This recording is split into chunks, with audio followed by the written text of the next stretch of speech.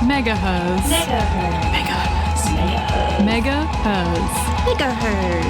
You're listening to MegaHerzzz on 4ZZZ. You're listening to MegaHerzzz on 4ZZZ. Hello, I am Sarah. My pronouns are they, them, and I am in the studio today with Sisi. My pronouns are she, her. Happy Monday. Happy Monday, everybody. And this is MegaHerzzz, the Women's Feminist and Social Justice program. And we would like to, as always, acknowledge the traditional custodians of the lands of which we are broadcasting from and to, and the lands that we live on and work on and play on and create on.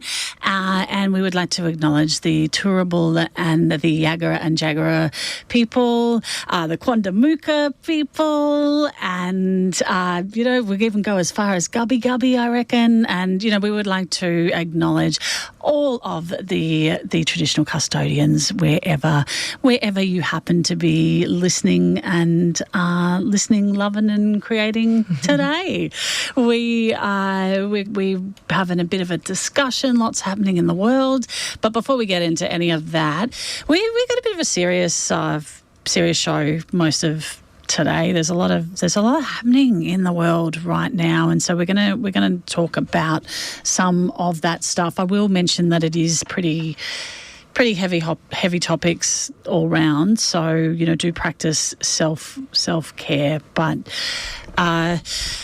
unless you have been living under a rock, you have probably heard about the recent shooting in Minneapolis, in America, of Renee Good, who was observing ICE, the immigration team in America, and was being a citizen observer, and was shot while just observing, and a legal observer. She was allowed to be there. She was doing what she should be allowed to do under the law, and was shot in the head by an ICE agent. Yeah. So the incident was filmed from several different sources as well. So I think the reason that this has got a lot of good coverage is because there is video available, and so people are actually able to witness what has happened here. And I can tell you, as somebody who, I did go and watch those videos, that it is extraordinary to think that she was calm, she was there, and then, her last words were, "I'm not mad at you," as she pulled away to do like a 3-point turn to actually get away from the scene after they asked her to move on. And that's when the ICE agent shot her.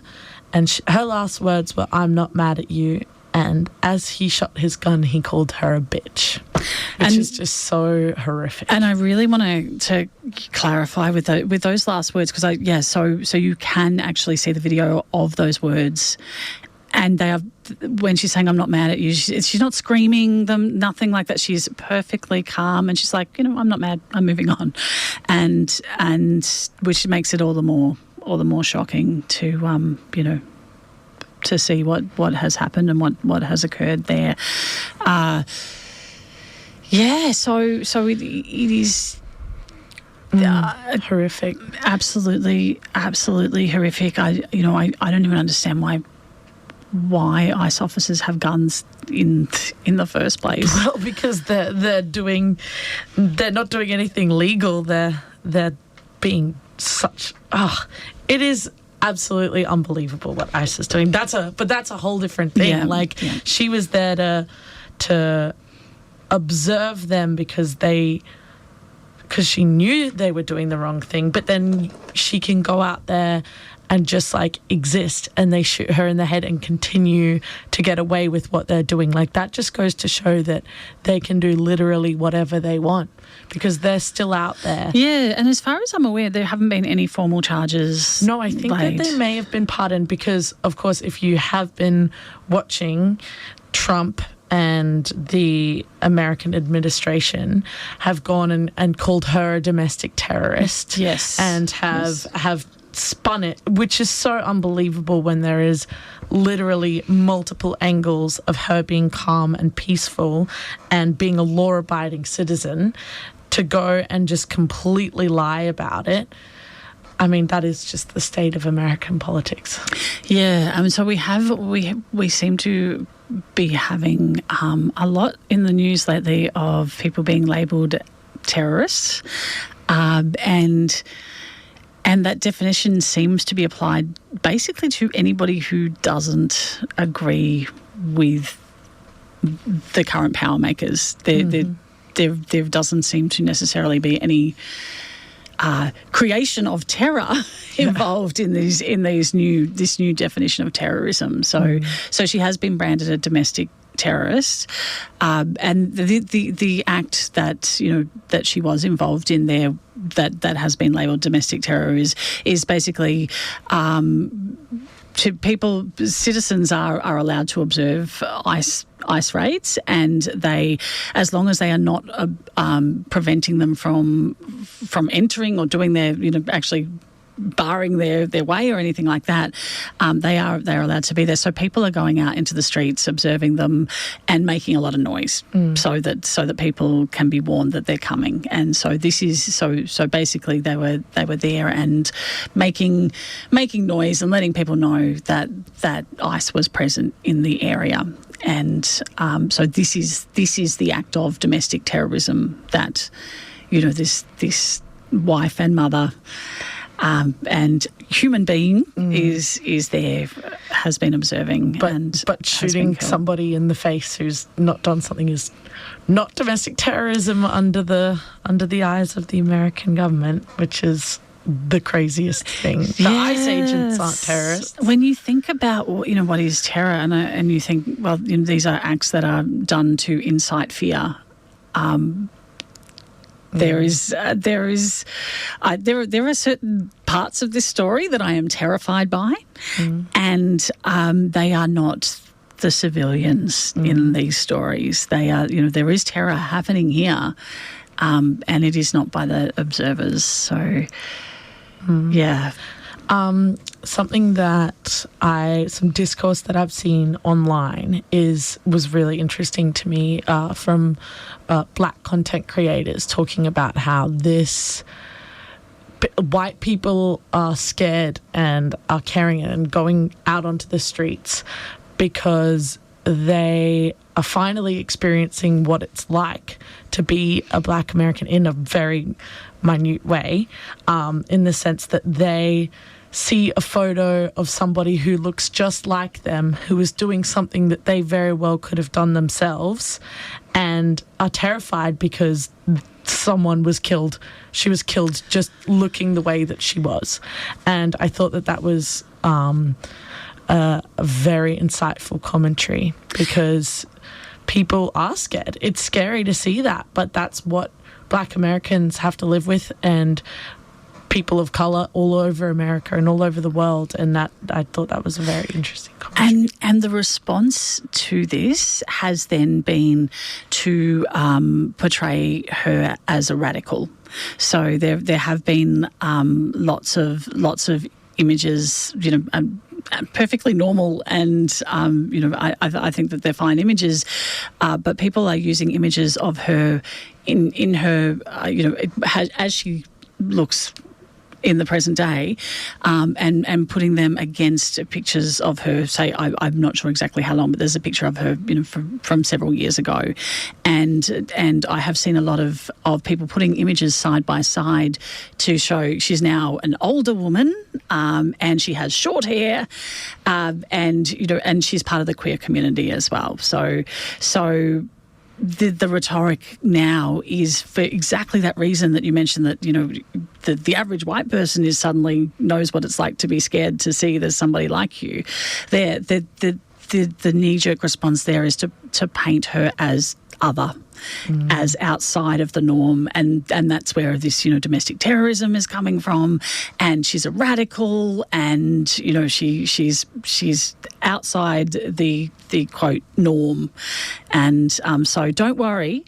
As long as you're not radical and you're not, you know, you're not a troublemaker like she is, this won't happen to you. And that is the kind of the rhetoric that they're pushing now, which is, I'm finding it's very difficult, because I find it very, very interesting from, you know, a journalistic point of view, from a media accountability point of view.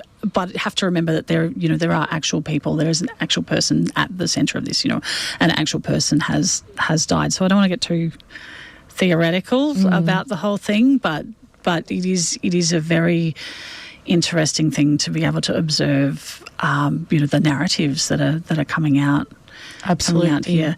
And power to all of those people who are out on the streets protesting against this. I mean, everything ICE is doing and stands for is, you know, enacting terror.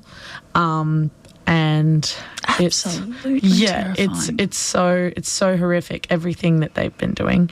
And I think that we often try to kind of steer away from reporting on America's politics, because it's so easy to talk about it for an entire episode. But you know, it is important that we look at this and we continue to observe what's going on, because it does.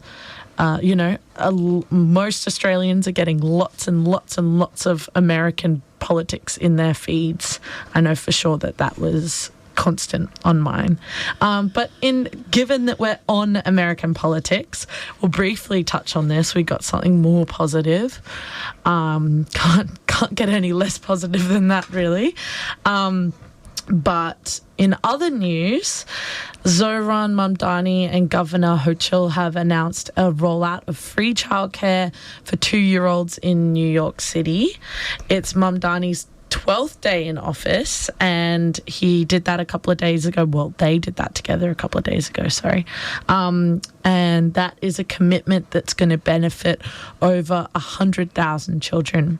Governor Hochul is the first mother governor in New York City, which is crazy. But under the new plan, all 4-year-old children in the state will have access to pre-K by the 2028 to 2029 school year. So that's some really positive news coming out of New York City, and kind of expected to me. I knew that, well, I had faith that Zohran Mamdani was gonna practice what he preached. It was part of the campaign, so it is awesome to see some follow through there. Yes, and let's it hasn't actually been rolled out yet, but yeah. Okay. I also saw one other really interesting commentary in the realm of talking about American politics. I thought it was very interesting, and probably all Z listeners do know this, but a man asked on my feed, you can name Zohran Mamdani's name, but can you name your own mayor's name? Which I thought was very, very interesting question. So ask yourself that question, dear I'm listener. going to let listeners ask themselves that question. We won't give that away, because it's not that we don't know. It's that we'd like to give you the But I mean, it's not yeah. necessarily your fault. It's like, but your feed is crazy. It's crazy that we're getting so much of that American politics, but absolutely none of our own. And, you know, I feel like I follow a lot of localized sites, but not many of them are giving me that. To be fair, Zohran Mamdani is like the only, you know, the only one that I can name from any country anywhere. So it's not that I can't name, you know, my local one, or, you know, I can't name any others either. So he's just that cool. Yeah, he is cool. Yeah, but it's an interesting thing. Try to localize your feeds, people. Not that I think that we can, but don't go to the real section. Stay on the main feed. You're listening to MegaHerzzz on 4ZZZ, and we have over the weekend been looking at Adelade, the Adelade Festival and Writers' Week, which forms part of the Adelaide Festival. The board of the Adelaide Festival made a decision to rescind the offer for the author Randa Abdel-Fattah, who is an Australian author of Palestinian heritage, who is a Palestinian advocate and also fiction writer, who was scheduled to appear as part of Writers' Week, and she was sent a letter asking, telling her that she was no longer going to be part of the festival, and the reason cited for that was because of the current cultural climate and post the Bondi atrocities, and the festival board felt that due to past social media comments that she had made, and it was just a general thing, they felt that those comments were inflammatory, and they removed her from the program. And since her removal, many writers have also, in solidarity, removed themselves from the program. So we're talking about local Adelaide writers. We're also talking about international authors that were invited as part of the festival. And so far, around 90% of the 120-something writers that were scheduled to appear at the festival have withdrawn from the festival. And it's an incredibly racist thing to do, and horrific rhetoric, like to cite the Bondi attacks as a reason for it being inflammatory. Like what on earth exactly is about that reach? Like, yes, and so it's important to note that they did not cite any specific things that she had said. It was just about being generally in support of Palestine, and it was not about things that she had said about Bondi or since Bondi or anything to do with that. So, and she has put out, a statement about how incredibly racist and unfair it is to have her linked with a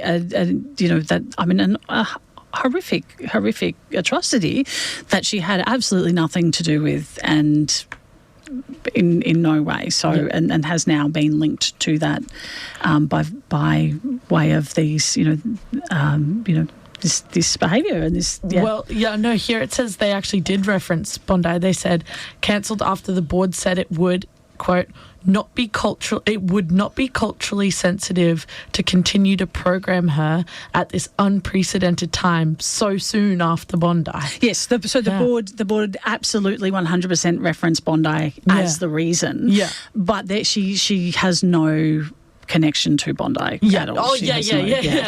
Of course, and of course, however, it implies that she does, and so that is that is a very. I would say a very difficult legal thing that they've put themselves in there by wrongfully associating her. Yeah, just with like actually unfathomably like this would be an institution that prides itself on being intelligent and well-informed. Like, being a writers' festival assumes that you are in pursuit of knowledge and facts and education. Like, what the hell? Why? That is like the stupidest move ever. And it's in these articles I've been reading, there was pressure put by the Jewish Council of Australia, but I just don't understand why on earth they would ever do that. And then she came out and she said, I cannot, quote, I cannot believe that in 2026 that I, a Palestinian who has witnessed my people's live stream genocide for 2 years, am now having to say publicly that I have nothing to do with the Bondi atrocities. At what point will Palestinians be allowed to present in the public space without being constructed as threats and enemies? She said it best. Oh. I feel like that's a mic drop. Yeah. It's a mic drop there. But also just common sense as well. It's like, yeah, I just don't understand how they are so stupid. So her legal team has sent a written request to the board of the Adelaide Festival asking them to cite the specific posts in which they are talking about that have led to their decision to remove her from the program. I believe they have been given until mid-January to supply that information. But the entire festival and the entire Writers' Week is just one part of the Adelaide Festival. But now I can't see how Writers' Week could possibly go ahead. No. It's just going to be weak because there's no writers. It's just now there's weak. no board either. Like and now there is no board. Quit. And then also the head person, let me find it, the creative director has quit. But it's also like at first I thought, are they quitting in solidarity? I believe the board are the people who enacted this. The board are the people who, the board are the people. The board of the Adelaide Festival are the people who made the decision in the first place and sent the letter.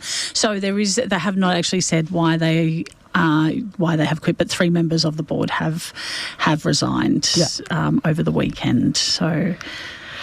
Well, there you go. Yeah, good on all of those people all those writers who are withdrawing in solidarity, and good on her for speaking up and getting her lawyers involved. I hope that justice is served.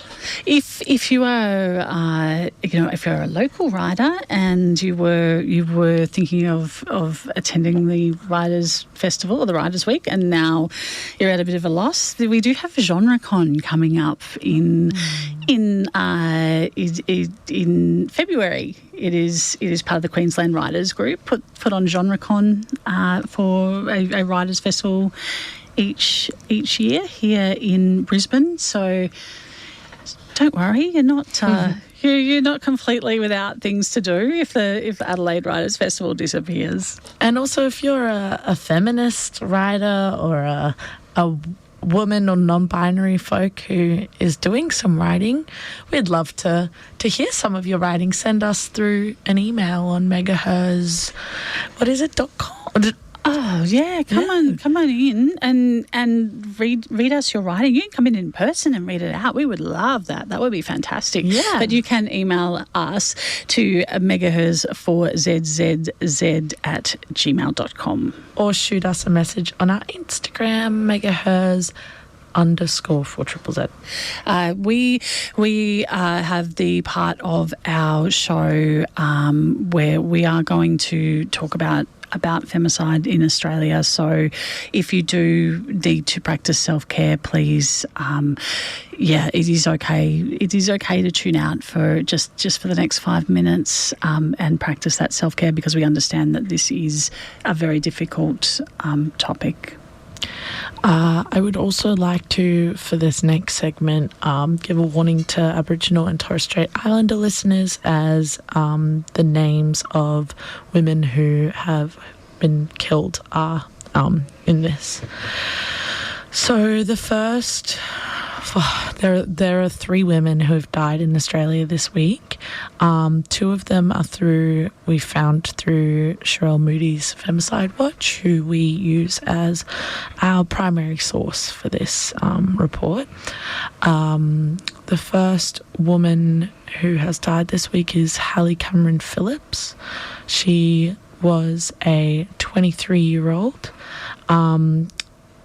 This one is we often don't report on car incidences unless the perpetrator was known to the victim, but we wanted to talk and honour Hallie Cameron Phillips, who was full of life, a rare soul, full of strength and determination. She was an AFLW footballer and a talented all-round sportswoman, and she was killed on December 27th in Geography. I'm sorry, I've never seen that name before. Western Australia. So rest in peace, Hallie. That's incredibly harrowing. 23 years old is far, far, far too young. And another woman, Megan Tangi, has died, murdered by somebody known. Actually, her murderer has not been found yet. He is not in custody. They are speaking with a number of people as part of their investigations, and it is believed that one of the suspects was a male known to her. Megan Tangi was should always be the first person to check in on others. She was critically injured at her home in Port Macquarie, New South Wales, also on December 27th. She passed away in hospital a few hours after police found her. So that was off Sherele Moody's investigation. We don't have a lot of information on Megan, but we will keep you informed. Incredibly sad. Two incredibly young women lost also at such a time of the year that a lot of people are experiencing joy and with family, 2 days after Christmas. But unfortunately, there is a trend that in the holiday time, more women are murdered in this country. So rest in peace, Megan and Hallie. These women matter. Also, outside of Sherele Moody's Femicide Watch, I was doing some research into Aboriginal and Torres Strait Islander deaths in custody, and I hadn't even seen this. I just stumbled upon this article, which is pretty horrific that this is not being reported, and it's an incident that happened on the 6th of January. Oh, pardon me, that's when it was reported, on the 6th of January. I believe from the information that I've received, the woman passed away on also the 27th of December. So it was last year. But a woman has died, an Aboriginal woman has died in custody in the Northern Territory on the 27th of December. Her name was, it's horrific. Her name was Kumanjai Dempsey. But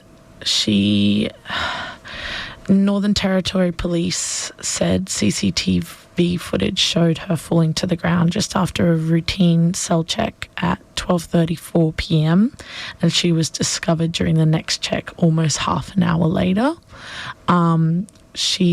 Multiple sources confirmed that she suffered from rheumatic heart disease, but Northern Territory Police are claiming it's a medical incident, but as a part of the sorry guys, it's really overwhelming me. That's all right.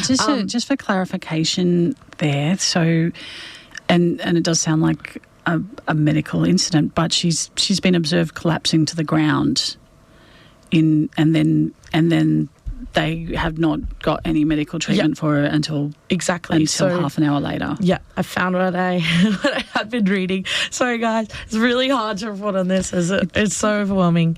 The Northern Territory government had begun stationing nursing staff at watch houses in Darwin, Catherine and Alice Springs, following a recommendation made by a coronial inquest more than a decade ago. So this is something that should be happening in every watch house. Like, there needs to be medical observation and there needs to be support there. However, no such position was introduced in Tennant Creek, in the watch house that she was in. And she is the 34th Indigenous person to die in custody in 2025. So that's a severe oversight from that government and from that watch house, and half an hour between checks, someone with a medical history. It's horrific. I apologise that I did such a poor job in reporting that, but rest in peace to her, and I hope that there is some kind of support. Well, there is support for her family, but I hope that there is justice for her, and I hope that the conditions improve. And I'm just mortified. But we have the numbers of DV Connect up here, and if you need support, please reach out to them. The support line for 1-800-RESPECT is 1-800-737-732. DV Connect Women's line is 1-800-811-811. And if you are a man in need, the number is 1300-78-9978. All right. That is our show today on MegaHerzzz. It's time for us to say goodbye. So thank you for tuning in to MegaHerzzz. Isn't that what feminism is about?